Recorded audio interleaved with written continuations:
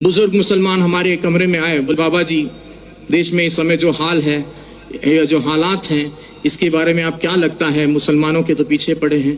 तो मैंने उनसे कहा कि मुसलमान होना अपने आप में गर्व की बात है, मुसलमान होना एक फख्र की बात है, बशर्ते कि वो मुसलमान हो।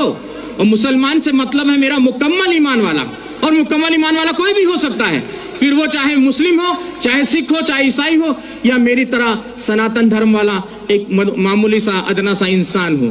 तो मुकम्मल ईमान आना जरूरी है, और जब मुकम्मल ईमान आ जाएगा तो मुसलमानों का कोई क्या बाल वाका कर सकता है। कहते हैं कि नूरे हक शमे इलाही को बुझा सकता है कौन, जिसका हामी हो खुदा उसको मिटा सकता है कौन। न तलवार की धार से, न गोलियों की बौछार से, रब का बंदा डरता है तो सिर्फ परवरदिगार से, और आपको किसी से डरने की कोई जरूरत नहीं है। एक छोटा सा किस्सा और आपको सुना दूं, कश्मीर की यह सत्य घटना है, हमें हमारे गुरुजी ने सुनाई थी।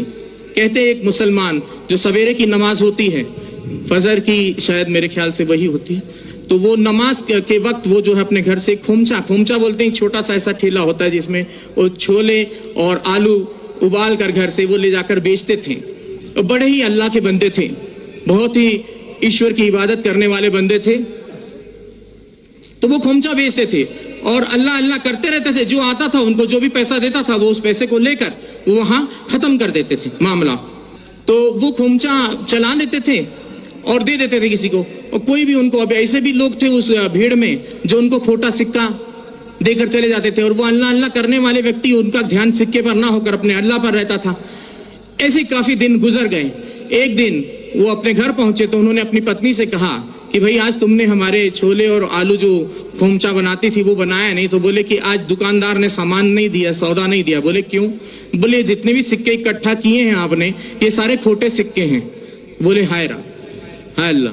वो वहीं चुपचाप बैठ गए उस ईश्वर की इबादत में कि बोले हे या अल्लाह, ये खोटा सिक्का तेरी दुनिया में तो नहीं चला, क्या मेरे जैसा खोटा सिक्का तुझे कबूल होगा? तो उसने उसी वक्त वहां पर एक नूर प्रकट हुआ और आवाज आई कि उस थैली में हाथ डालकर देख। और जब उसने थैली में हाथ डालकर देखा तो वो सारे खोटे सिक्के सोने की अशर्फियों में तब्दील हो गए थे। तो मुसलमान ऐसा होता है जो किसी खोटे सिक्के को भी हाथ लगा दे तो सोने की अशर्फी में तब्दील कर दे। तो इस चीज का ख्याल रखना चाहिए, मुसलमान को किसी से घबराने की जरूरत नहीं है।